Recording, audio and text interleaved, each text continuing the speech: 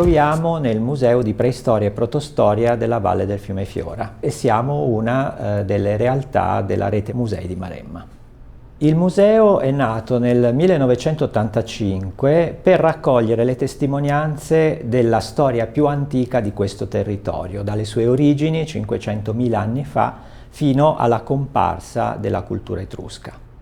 Tra i reperti che sicuramente colpisce di più la fantasia dei nostri visitatori ci sono quelli presenti nella vetrina del Paleolitico, dove abbiamo diverse testimonianze della fauna che popolava questa parte della Maremma centinaia di migliaia di anni fa.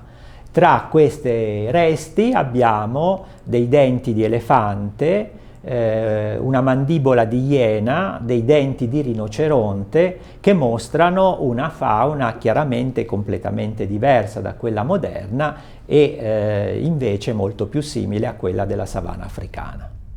Il museo è ospitato in un palazzo realizzato alla metà dell'Ottocento accanto alla rocca che domina il paese. È un edificio che è appartenuto a una delle famiglie più importanti di Manciano, in Ardelli, una parte del quale per alterne vicende è poi giunto in proprietà del comune di Manciano. Fin dalla sua fondazione si propone come luogo di incontro e di comunicazione degli archeologi, degli addetti ai lavori nei confronti del grande pubblico.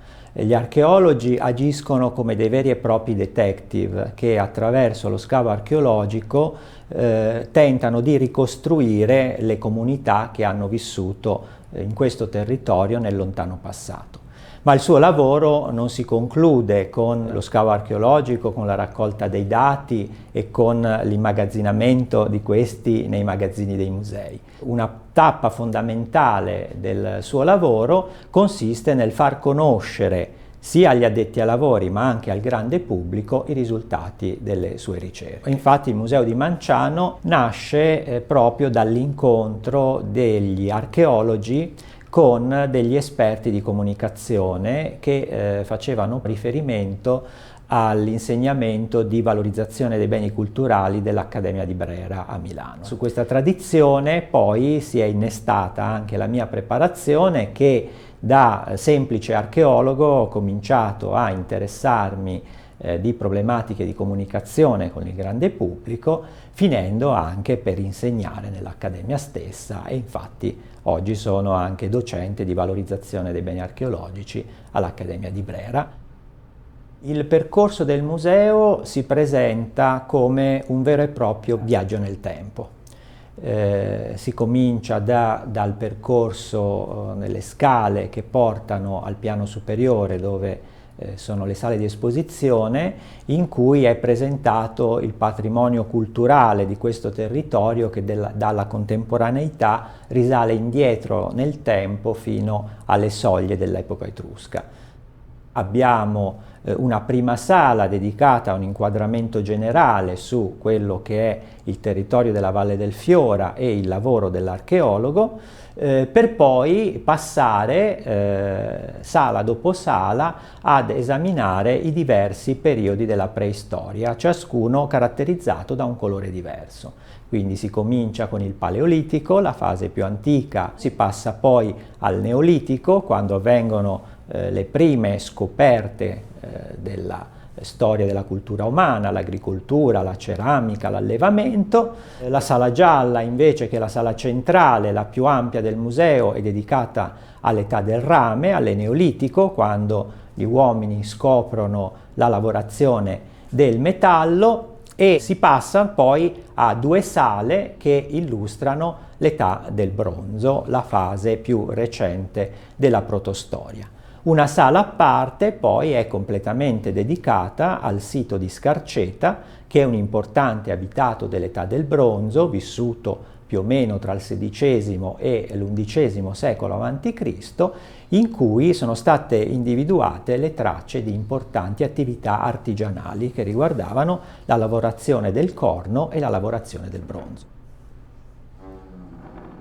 La ricerca archeologica procede nel corso del tempo, non potendo aggiornare in continuazione i pannelli permanenti presenti nell'esposizione, abbiamo realizzato uno spazio di aggiornamento con dei pannelli al libro dove esponiamo periodicamente i risultati delle più importanti ricerche che si stanno svolgendo nel nostro territorio. La sala dove ci troviamo conclude il nostro museo dopo aver percorso 500.000 anni di storia che hanno preceduto l'affermazione della cultura etrusca. In questa sala c'è una sorta di finestra, di spot su quello che succede dopo e su una delle realtà più interessanti dal punto di vista archeologico del nostro territorio. Una fattoria nel territorio di Marsigliana dove si produceva olio e si immagazzinavano derrate alimentari, probabilmente per il commercio. I più antichi musei erano collezioni di belli oggetti, quindi all'origine del museo archeologico ci sono collezioni di vasi, oggetti molto belli, molto preziosi, di cui non importava in realtà la vera provenienza, ma il cui valore era solo nella sua bellezza. I musei moderni, l'importanza non sta tanto nella bellezza o nella preziosità del reperto, ma nella quantità di informazioni che questo oggetto ci può dare sul passato.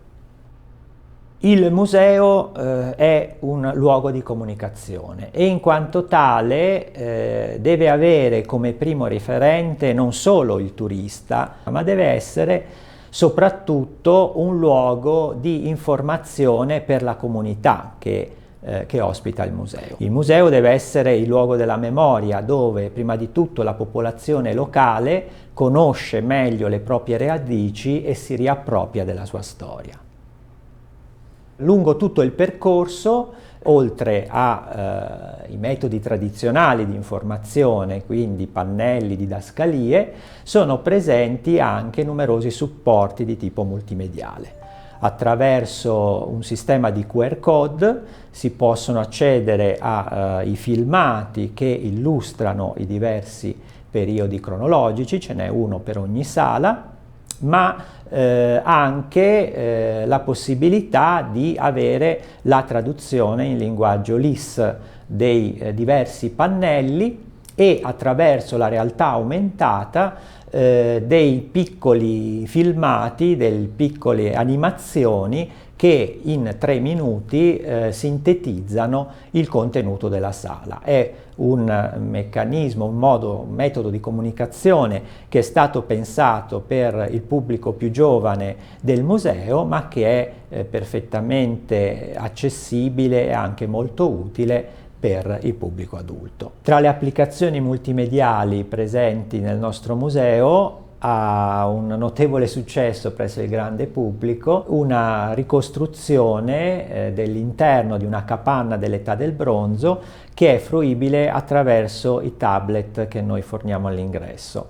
Inquadrando un grande QR code messo sul pavimento dell'ultima sala, improvvisamente all'interno del tablet si vede visualizzato il pavimento della capanna. Dopodiché orientando il tablet intorno a sé ha la possibilità di vedere il soffitto della capanna, l'interno, di girarsi intorno, vedendo anche l'arredo di questa abitazione. Abbiamo anche dei supporti molto semplici che servono anche per ricordare come il museo sia legato al territorio che lo circonda. Dalle finestre del museo è possibile, attraverso questi pannelli trasparenti in cui è disegnato il profilo collinare circostante, individuare i siti che sono rappresentati dai reperti.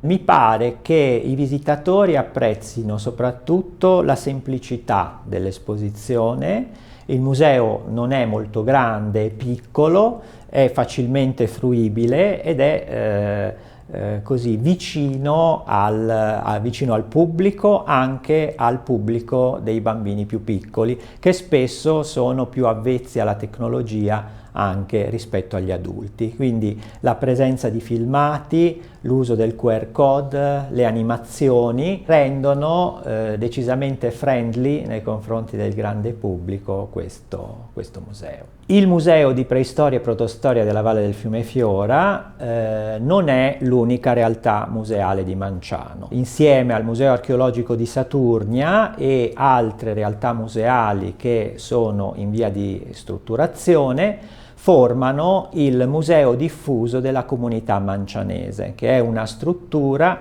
che riunisce tutte le realtà culturali, museali, aree archeologiche e aree storiche che costituiscono la storia di questo territorio.